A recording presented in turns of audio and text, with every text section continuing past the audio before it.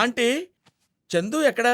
ఇప్పుడే తులసి పూజ చేసి మడి విప్పడానికి వెళ్ళింది. చందు, ఒరే చారి, చందు గురించి చెప్పడం కాదు గానిరా, పరికిణి చుట్టినట్టుంటుందిరా.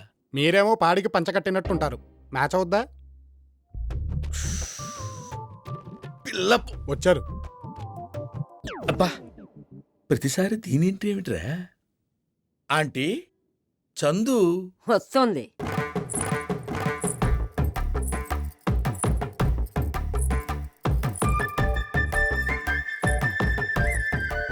గురువుగారు, ఉమ్, తలెత్తదేంటి?